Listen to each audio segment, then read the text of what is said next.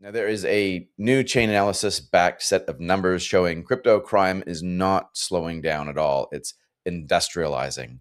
And in 2025 alone, scammers stole around $17 billion worth in crypto, and AI impersonation scams grew by roughly 1,400% year on year.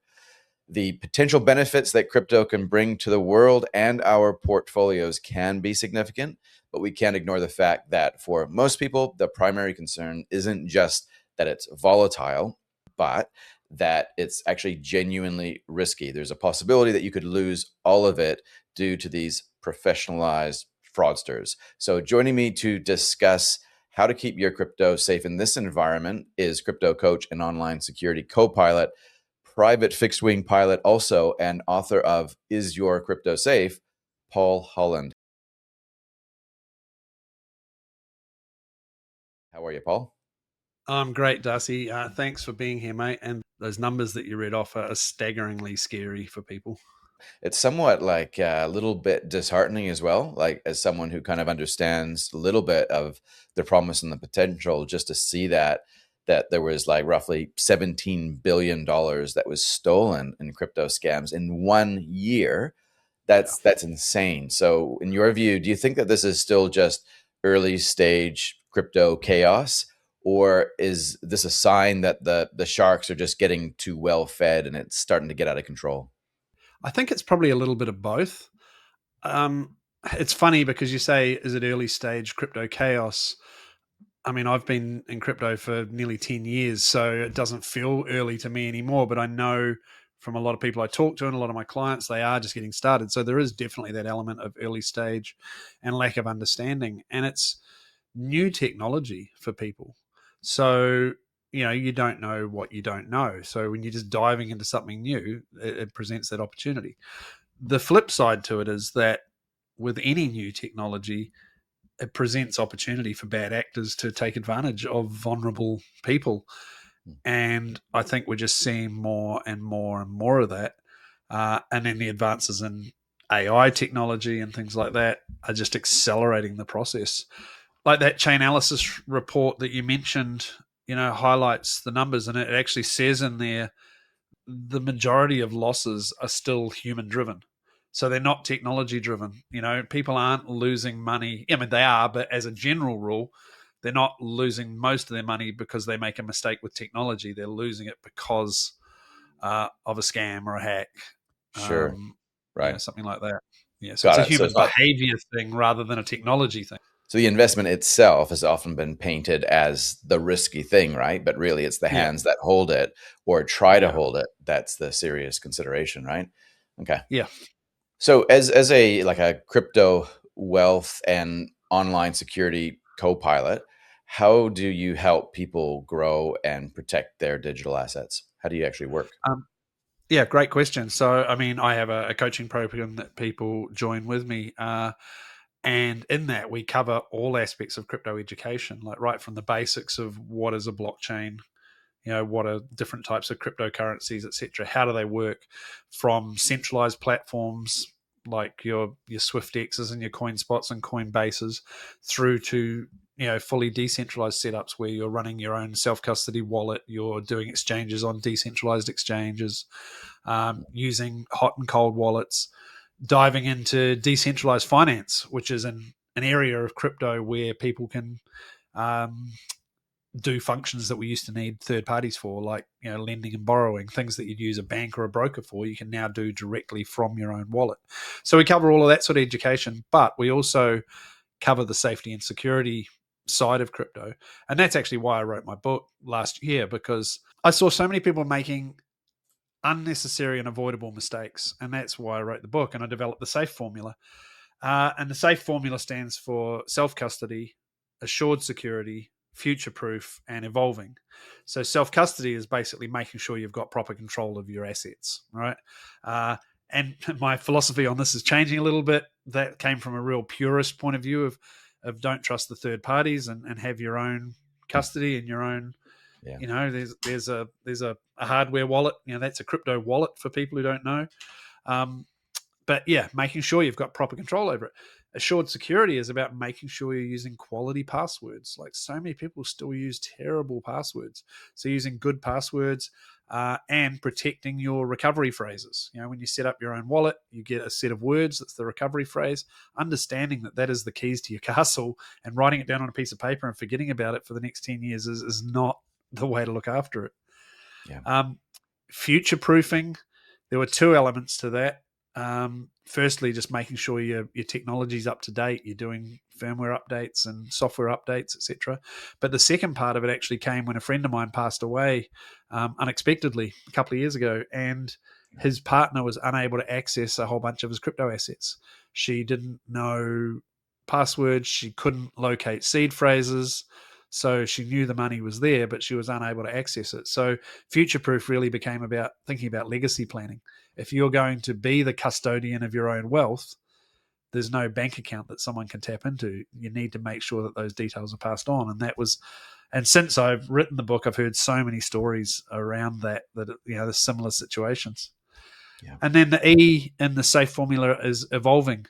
The crypto market is continually evolving and changing, and it's changed since I started in 2017. It's changed dramatically in terms of the technology that exists, the number of assets that are available, the subsets of crypto and things you can do with it. And you need to keep up with that technology. Now, I don't mean you have to be fully in the market and reading things every day, but you need to stay on top of your investments. It's like with any investment, you want to understand what's happening with it. If you're investing in real estate in certain markets, then you're looking at cycles and what's happening in those markets and where the infrastructure development's going on and that sort of thing. Crypto is the same. So making sure you're keeping up with changes in technology and things, so you don't get caught, holding a bunch of assets that really aren't worth anything anymore, which is, I actually was speaking with a client the other day who was talking about a couple of assets that he had held since the 2021 bull market. And he's going, what should I do with them now? And I'm like, well, they're pretty much worthless now. They did great in 2021, but now they're, literally one was $55 at the top of the market and it's worth $1.60 or something now. So, hey, welcome to crypto, man. Welcome to welcome to alt it had season, its right? time. Its time was over. You should not one you should have held for the next 5 years. Yeah, and that's, oh man, we go down a rabbit hole there. But just going back a little bit, you mentioned, I think when you were on the S or the security part of it, you were saying your views around that have evolved or changed just a little bit. I think you said. Can you just unpack a little bit more about what you're alluding to there? There is still a philosophy in crypto, which is not your keys, not your coins. Okay, so your keys are your private keys. It's the encryption key to your wallets. If you don't own those keys and control those keys, then the assets aren't really yours. Now, where this relates to the average investor is that they go to, say, Coinbase or SwiftX or whichever exchange, and they buy their crypto and they leave it sitting there. Now, they don't control the keys to that crypto. That crypto lives on the exchange. So that exchange has the power over your assets. They can do what they want with your assets. They can, lock you out of your account. I've actually seen this happen where people have tried to withdraw and they go, no, we don't think this is safe for you. You can't access those assets. So you don't actually truly control those assets. And I know that with some exchanges, the terms and conditions actually say that when the assets are on the exchange actually owns the assets. They basically have an IOU to you, much the same as the money in the bank is not your money, right? Bank, you're an unsecured creditor of the bank. With your crypto assets, you're an unsecured creditor of the crypto exchange. So to truly own your crypto, you want to self-custody it. And to take this to sort of an example people might understand is like, if you look at silver and gold, you can buy silver and gold in many, many ways, but there's a philosophy that if it's not in your house and you're safe, if you can't put your hands on it, you don't own it. And that's where self-custody for crypto comes in. So now I said my views were changing on this because the technology is evolving, the space is evolving, regulations evolving, and there are some really, really good custody options now. Self-custody is not right for everyone. That's right. I have a very good friend of mine who suffered a brain injury a few years ago, and he's good and he's fine, but there's some elements of life he doesn't function well with, and holding the keys to his own crypto is not a good idea for him. So and you don't have to have a brain injury for this to be the case. It's just that was the example that came to mind. And this is where you mentioned multi-signature wallets as an option. There are now some large institutions that are offering sort of a third-party custodial service with some legacy planning services and things in it like that. So there's more options evolving. And I think over time, while the risk will never be zero, that third-party risk is diminishing, I believe. That's a great point. For me, I kind of went through this last year as well. Well, okay, if I'm going to self-custody, while I really believe in it for self-sovereignty reasons, it's actually just not that smart for me to have any crypto on me or the keys on me anymore, just because I am a target, right? You are a target. Anybody who talks about crypto will be a target. And then the next layer, I guess, is, and we'll come to this later on in the chat a little bit more, is, well, what happens if you do pass away? Like you mentioned before with your friend who unfortunately passed away. How easy will that person pick up and run with it? Well, it's a lot easier for them to get a brokerage account that owns some crypto ETFs in it assigned to them than it is to figure out from scratch how to use a seed, like a wallet, back it up with the seed phrase, and then they have the problem, right? Yeah, Pass the baton to them, 100%. right? So it's a tough one, isn't it? It is a tough one because, like, I mean, you said self sovereignty, which is something that resonates really strongly with me as well, um, and that's why I think self custody is the best option. But yeah, I mean, I'm out there. I published a book about crypto. I'm obviously into crypto. I own crypto. I've been talking about it for years. You do become a target. Now, fortunately, in our part of the world here, there hasn't been a huge amount of this, but we've seen a lot of this in Europe where people have been attacked and kidnapped and what have you, Yeah, because they're public about their crypto. So yeah, so security and what have you is vital. And I yeah, mean, like you said, it may not be the best option to have access to keys and you know, and I think the same way. So you've got to think about your unique situation. And look, it depends on who you are, what the value of your assets are, what your comfort level is. I mean, someone might be comfortable holding on to a couple of $1 million in crypto, but for someone else, it might be $10,000. Might be, oh, any more than that, I'm scared, or I'm nervous about. So everyone's personal thresholds are going to be differently. I think the biggest thing is understanding where the keys are, how the keys work. Whether you have them or they're with a trusted third party or locked in a safe deposit box somewhere, but understanding how they work and where they are and what they are. And that then leads on to that legacy planning piece, is that making sure if you are custodying yourself that arrangements are made for those instructions and things to be passed on.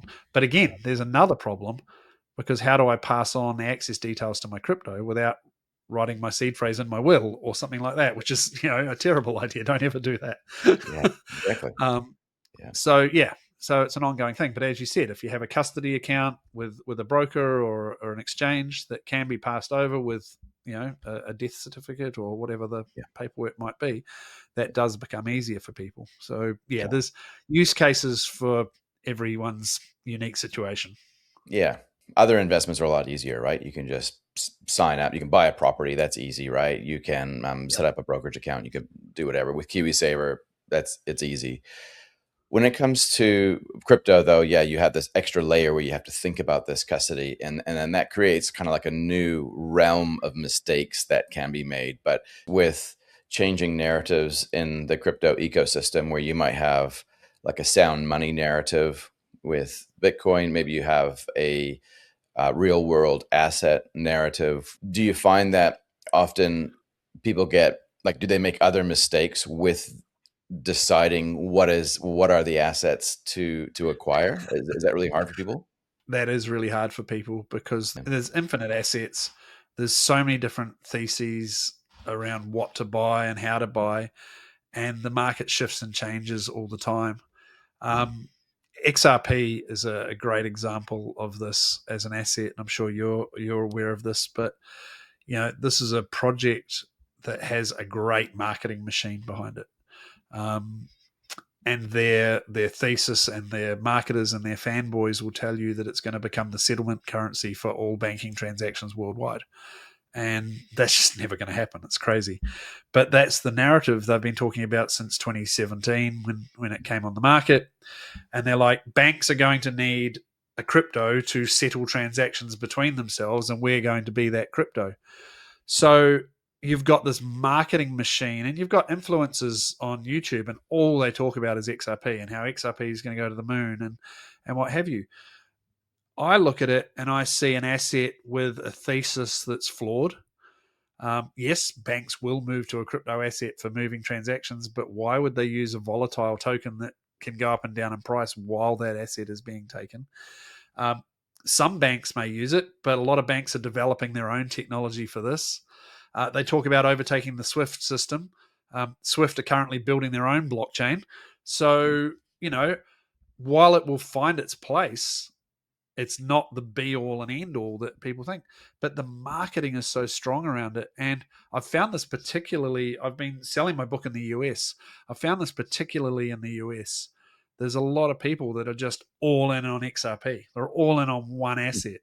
And Interesting. it's like, wow, it's just this marketing narrative. And even there was a November the 22nd last year was a date in the changeover. So there's this whole technology thing happening with banks where the way banks message each other was changing from the SWIFT system to an ISO system. And November the 22nd was a deadline for a changeover. I had, I don't know, 6, 8 different people telling me I've got to buy more XRP before the 22nd of November because that's the cutoff. And after that, you won't be able to get it. And after that, the price is going to go up and it'll be unaffordable. And yeah, there's so many of these narratives. Sorry, I've gone off on a bit of a rant there about one, but going back to your original question, like trying to choose assets is really hard. There are so many assets available now. I said to you off air before we started that my thesis has really changed in the last 12 months. And a big part of that has related to the number of assets that are available versus the amount of liquidity in the market right now. At the highest point, Bitcoin had 126,000 in October. At that point, the crypto market was about 4 trillion US dollars. When we look back to the 2021 market, at its peak, it was $3 trillion. Okay, so there's an extra $1 trillion. There's an extra 30% in the market. Of that 30%, Bitcoin makes up 60% of the market. Okay, so you go 60% of 30, or 40% of 30% is 12%.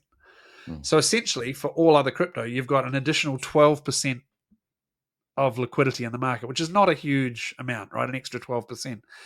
But the number of coins between 2021 and now, like in 2021, there was probably tens of thousands. Now there's literally millions of coins. There's new coins being spun up every second. Now, lots of them are trash and worth absolute zero, but they all have to take up some liquidity. And you've only got 12% extra liquidity trying to spread across this enormously growing market. And what that's, to me, the way that's showing up is that the assets that have performed best are those bigger, more major assets. So Bitcoin, Ethereum, Solana, those are the ones that have really performed well. Even a bunch of the layer 2 blockchains that have done really well in previous cycles didn't really move much this year. And then we saw in 2025, we saw the narrative around AI coins and gaming coins.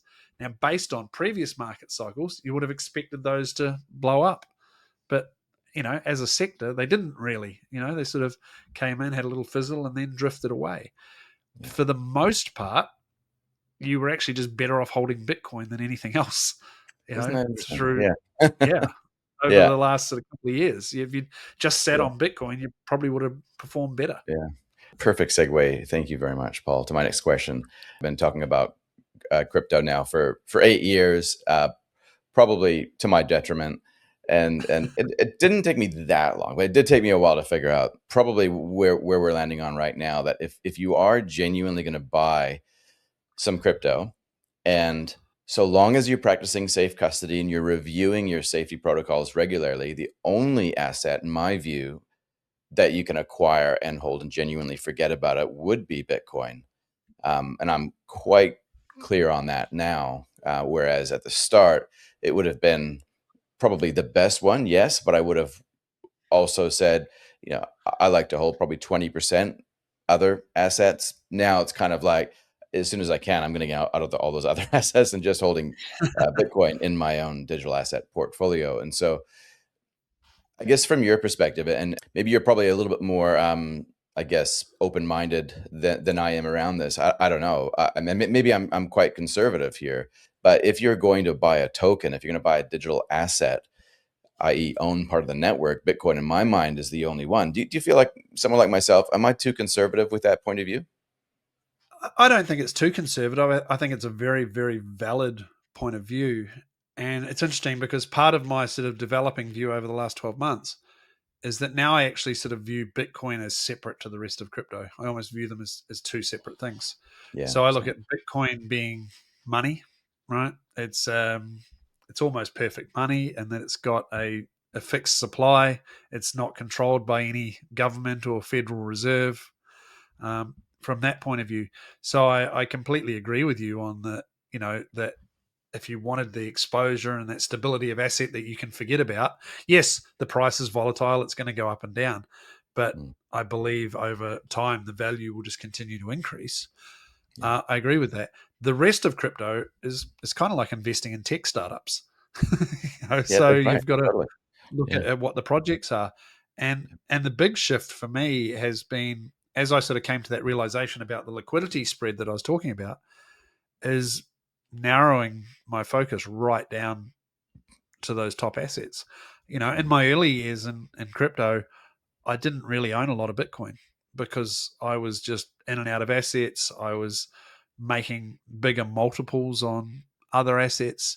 I was looking at Bitcoin going, okay, well, it went from 1,700 to whatever it went to, 20,000, and then it went from 20,000 to 60,000, so it did a 3x. Well, that's great, but I bought Ethereum for $90 and it went to $4,000. yeah. Fantastic. I want more of that. Hmm. But as my understanding matured, it's like, okay, well, that's, yeah, money making, but it's speculative. Whereas Bitcoin is an asset that now, and we see this now with governments buying it, treasury companies buying it, ordinary companies buying it to put on their super funds, the world's biggest money managers investing in it. We're starting to see now here in Australia superannuation funds slowly buying it. So this big institutional interest is all coming into Bitcoin. Now it's happening a little bit with some other assets, but 95% of it is in Bitcoin. So I think if you were just starting out and you were thinking, oh, I want some exposure, then 100% Bitcoin is the place to start. Yeah. Beyond that, I think you've got to be really, really careful with asset selection and structure. And for me, right now, it's narrowed right down. Like I own 4 assets right now, Yeah. which are Bitcoin, Ethereum, Solana, and another little blockchain called Sui. That's my speculative play now. So, That's cool. And so when you think about your overall portfolio, not just in digital assets, but would you, you don't have to share this if you don't want to, but would digital assets represent the lion's share of your net worth, or is it just a share? How do you kind of um, conceptualize it and balance it in your mind? it's over half. Again, I mean, I'm a big believer. I'm a big believer in Bitcoin, and at times I've thought I should just sell the house and buy more Bitcoin, and wait or sell a property or sell something else. Yeah. Like Yeah. my conviction in Bitcoin is crazy high, and a few years ago, if you'd asked me 3 years ago about $1 million Bitcoin, I probably would have had a laugh and said you were silly and what have you. Yeah. And now I'd tell you you're silly to not understand that we're going to see $1 million Bitcoin and then $10 million Bitcoin. Now I don't Yeah. know what time frame this is going to happen in, but I True. firmly believe that it's going to happen. $10 million Bitcoin probably not happening in my lifetime, but at some point in the future, I mean, look, our governments aren't going to stop printing money. I know, and So the that's what makes this barrier. so nuanced, right? Because we're kind of Yeah, pricing it and trying to imagine it right now in our minds. Will it go to 1 million? What about 10 million? It sounds ridiculous, but in our mind, it's because we're not adjusting the denominator. We're just looking yeah, at the numerator, right? And what could that thing do? But when demographics and tax takes and AI throw that in the yeah, mix, the only options governments are going to have to raise revenue is going to be through debt. And yeah, that hundred means percent, more credit creation. And if there's more credit 100%. creation, it means everything scarce goes up. So yeah, I Yeah. think it's it's fascinating times. Now going back just to like the difference between Bitcoin and crypto, and I totally Yep. 100% agree with you. There is Bitcoin and then there's crypto, and even though it's of, it not is. If that's terrible language, and that Yeah. doesn't make sense, but I think you know what I mean. Tokenized real world assets. I'm quite fascinated by this because a good chunk of my net worth still sits in property itself, and I recognize that unless there is a currency reset. But until that happens, I think property is going to be what it is, and it will probably continue to double in value every 7 to 10 years, not in a straight line and not every single 10 years, but over Yeah. time. And so it creates problem. It creates this liquidity, not liquidity, but this indivisibility problem, right? Where the next generation can't get in easily and the current generation can't get out easily or progressively. They have to kind of, it's all or nothing. And so tokenizing real estate just feels like this is like the best application ever of this type of technology. Yeah. What is your general high level view on tokenized real world assets? And maybe when you can give this answer, if you could just do a better job of explaining what it is, because I haven't explained what it is. Cool.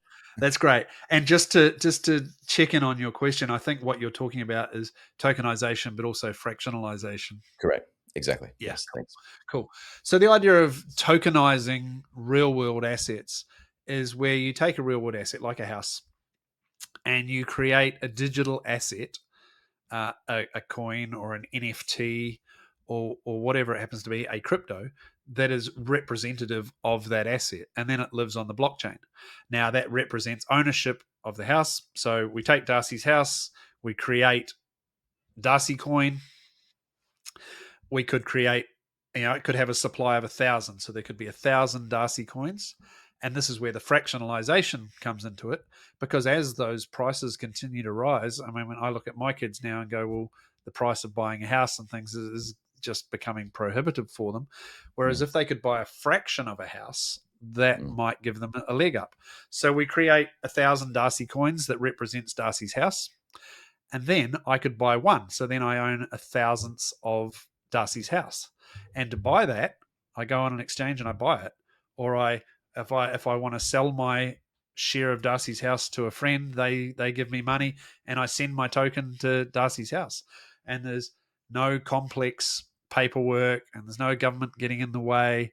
There's just an immutable. And again, there's probably deeper levels to this conversation. It's like, well, how do you know who owns it? And this is where you go into the blockchain technology and how that impacts data storage, which is one of the first things that got me excited about crypto. But this idea of tokenization then is that I have a token, a crypto, that represents my ownership in your house, and I can trade that with someone easily.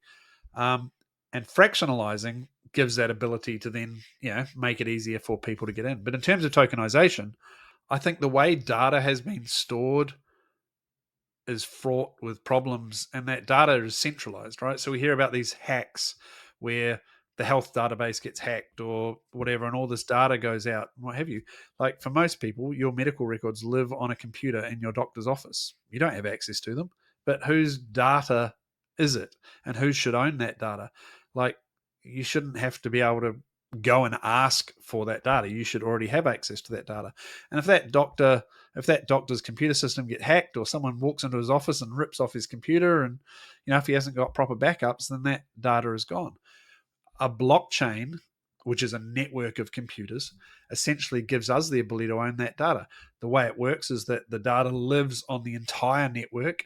Every copy of the data has to match all the other copies. If one doesn't, then that node gets eliminated. But then we can give access to that data. So coming back to the tokenization, this is what allows us then to go, well, I can prove ownership of the house because I own this token on the blockchain. Now, I think this can happen with houses, with cars. I read something recently that said that major stock markets are probably going to go on the blockchain within the next 2 or 3 years, meaning that your shares that you mm. own will be represented by tokens.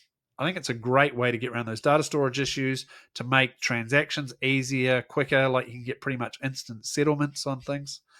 I think from that point of view, it's really good.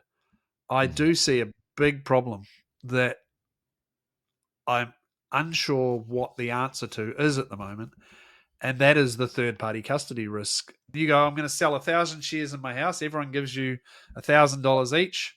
There's your $1 million, which is the value of your house. But who still owns the house? You still own the house.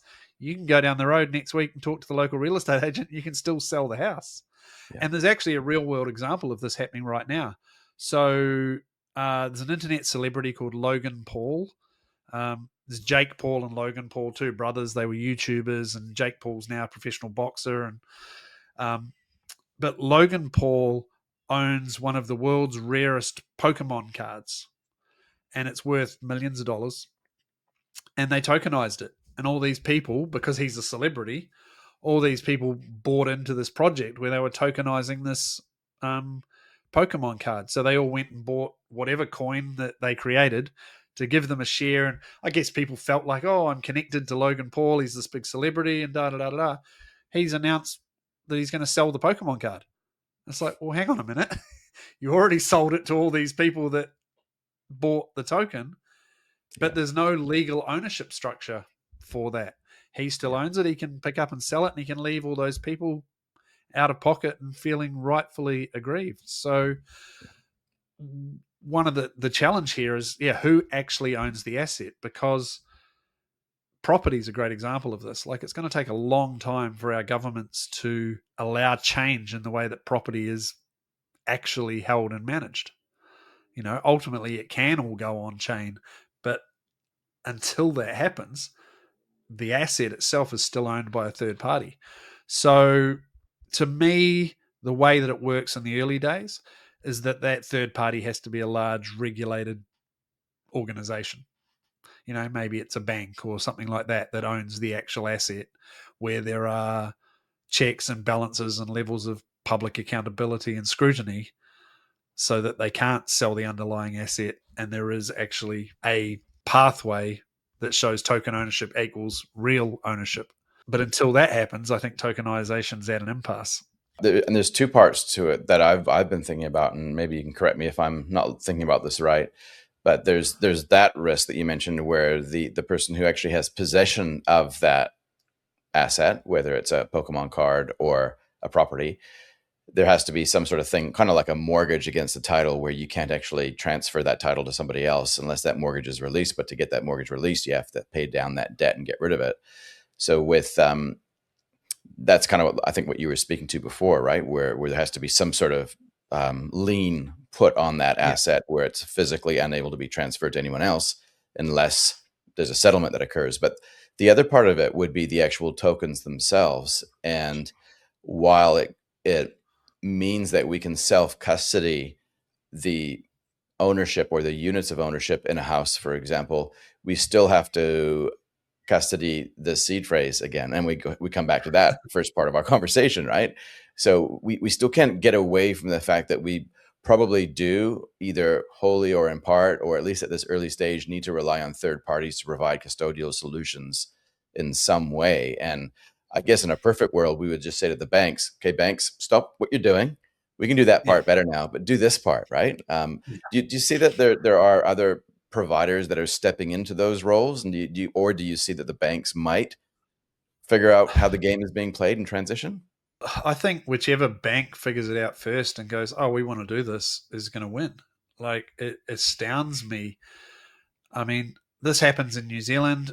I don't hear so much about it because I have a handful of clients there, but I hear constant stories here about banks stopping people transferring money to crypto exchanges, banks freezing people's account because they're buying crypto.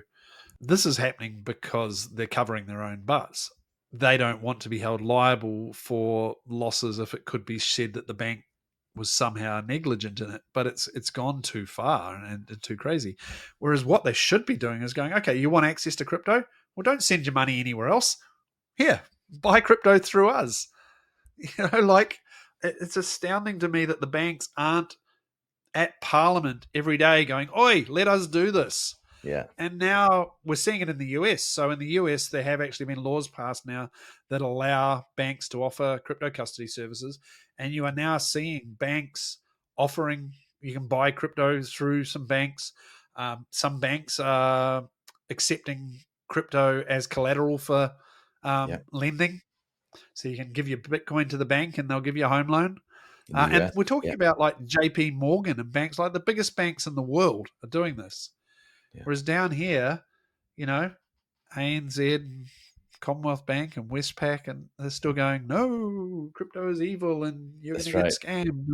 So I figured the first one that actually, I mean, yes, government regulation has to change to allow them to do it, but the first one that can offer these services is onto a winner. So there are other companies stepping in and offering these services, but ultimately, I think slowly in our part of the world, Yeah, as the regulation changes, I think it'll become mainstream. It'll become part of banking. And that's where, like, the mortgage instrument and things for the ownership of the tokenized asset, I think, comes to play as well. I think so. Yeah, yeah, Yeah. yes. That'll be interesting just to watch how that pans out. Do you kind of see that AI is going to ruin the, I guess, the prospects of those who do want to be their own bank? It's a really interesting point, and I feel like saying that I don't want to make AI the bad guy in this, because I think it's an incredible technology. And as much as it is accelerating the ability of bad actors to do bad things, people are also using it for good, like crypto scam detection and things like that is increasing at a rapid rate using it. There are both sides to it, but it does just open up more risk vectors for people. Like impersonation scams now are crazy.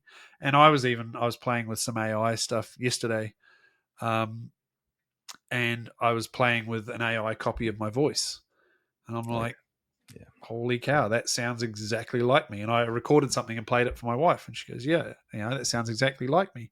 So that sort of thing is accelerating fast. And my wife and I have had a rule for years now, because we saw this coming for years and years, and we've actually got a rule that if she ever hears from me asking her to transfer funds or do anything unexpected, then we have a code yeah, that only she and I are aware of that can eliminate it, because the AI technology is advancing so quickly now. The video clones and the voice clones are able to impersonate people. There was a story a couple of years, well, maybe not even a couple of years ago, may have been last year, about a finance clerk in Hong Kong working for a large organization who had a request from his boss to transfer 20-ish million dollars off to some vendor. And the boss was out of the office. So this clerk said, okay, cool. Because you're not here, can we jump on Zoom and just confirm the instructions and this and this? And this person got on a Zoom call, and I think from memory there were four people on the call. There was this finance clerk, his boss, the CFO, and two other people from the office.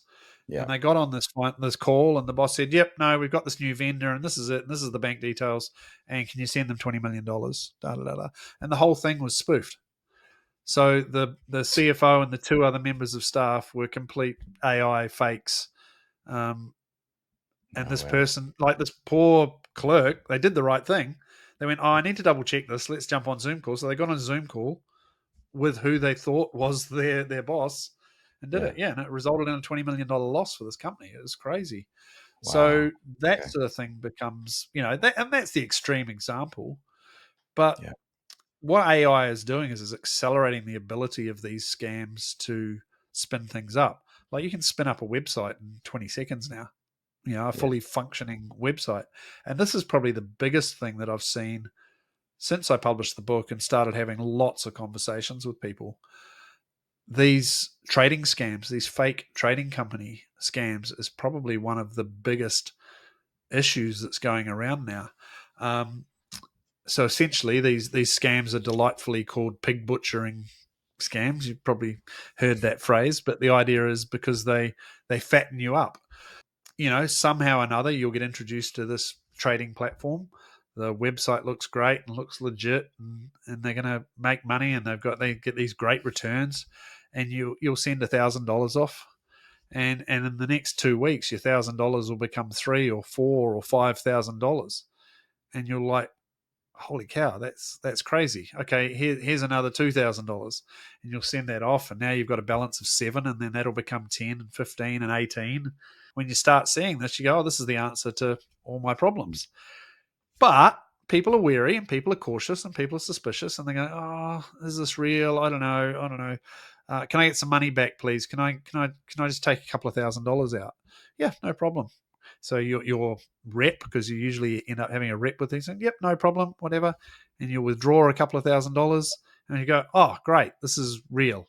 This is real. This is happening. I was able to withdraw money. This is amazing. Great." And that's when people shove money into these things. They're all a scam. There is no trading. There is no trading platform. The websites are completely fake. The results are completely fake. They will just suck as much money out of you as you can. And I mean, I've talked with people Wow. who've lost $10,000, $12,000, up to people who've lost $1 million plus in these things.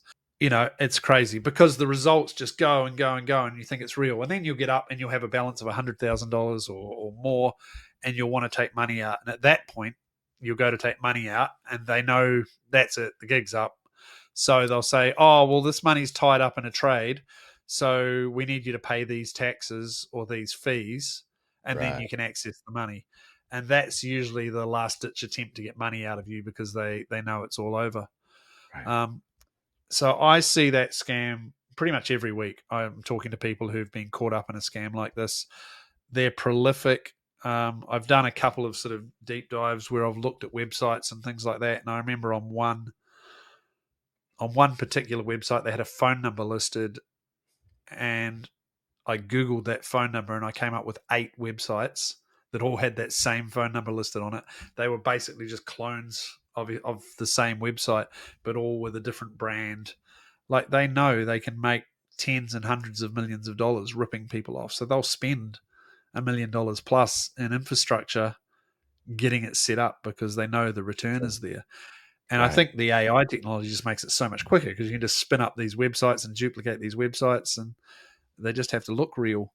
The trap is people looking for quick results. That's the AI sort of side of it. And then the other thing I wanted to ask you as well as we finish up is the quantum computing risk. And I don't know how much of this you kind of go into, but I don't know a lot about it. I got to confess, but all I kind of think of it as, well, hey, computers are getting smarter, right? And they're going to just keep on getting better. Yeah. And at some stage, they're going to be able to crack codes. And well, when you're relying on cryptography to keep your wealth safe, that sounds a little bit concerning. And normally I have this kind of rebuttal to the quantum computing concern, which is, well, if you're worried about quantum computing, you should probably be worried more about the security at your own bank or your other assets more than say Bitcoin. Or the But nuclear missile codes.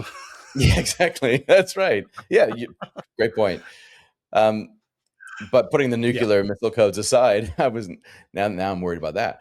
I would be kind of thinking, well, maybe I'm looking at this the wrong way, because at least in centralized fiat-based financial systems, there is an order of things where it's a top-down thing, which we don't like, Yeah. but that top-down thing can mean that a change could be pushed through relatively quickly, which means that a patch could be pushed through to keep things safe. When you have a decentralized system, it's basically herding cats, right? Where, yeah, I guess people could adopt a new code and a new type of protocol, but will they all agree? And so, Well, from your perspective, do you kind of feel like the quantum computing risk with crypto is significant? Would you kind of have a different light to shine on that? look, I'm like you. It's not something I know a huge amount about, but I have done a bit of reading and things because the question does get asked. Um, my perspective is that it's not something I'm worried about or thinking about regularly. Um, quantum computing's been coming for 30 years, and it's it's still not here. It does present a potential risk, but as you said, that risk exists to your bank or other organizations as well. I read an interesting piece a while back that speculated as quickly as quantum computers could learn to break encryption, they can also create new levels of encryption that we can't even understand yet. Sure. So I was like, okay, cool. So, yes, our existing encryption might not stand up to it, but there'll be new encryption and new technology that we don't understand yet that can protect things in the future. This comes back to, the future-proof point in my SAFE formula, which is making sure that your wallets are up to date and your software updates and your firmware updates are done. Trezor, which is the producer of hardware wallets, the original producer of hardware wallets, they've just released a new model, which is called the SAFE 7, is quantum ready. Okay. So, I haven't looked into what that actually means yet, but, they're thinking about it. It could just be a marketing spin. Who knows? Yeah. But yeah, look, they're thinking about it and advancing it. So I think as the risk increases, I think new ways of protecting your assets will appear. People agreeing on a standard, as you say, I think is always a challenge, but you'll see the hardware wallet manufacturers like the Trezors and the Ledgers and things, they'll go about it in their own way.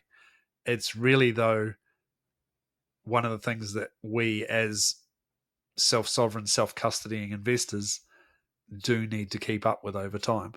But I don't think it's a problem in the next few years. Yeah. Okay. And, take the appropriate actions to protect those assets. That's awesome advice. Thank you very much. That's great. Cool. And if people want to find your book, like, what is the easiest way for them to find it, and where's the best place for them to find you? So the easiest way to find the book is to go to isyourcryptosafe.com. So you can buy the book, you can buy a digital copy, an audio book with it, etc. There, isyourcryptosafe.com. I'm on all the socials.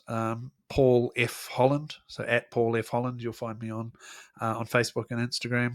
Cool. That's awesome. Thank you so much, Paul. I think a lot of people would have got a lot of value out of that. So hope you have a great rest of your week, and we'll catch up with you again soon.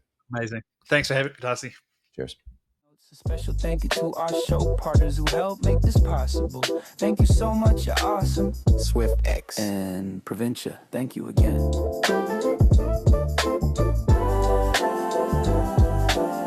Want to connect on social media? You can find me on X and you can find me on LinkedIn. Remember, some investment strategies or ideas can make you obscenely wealthy or wipe you out completely.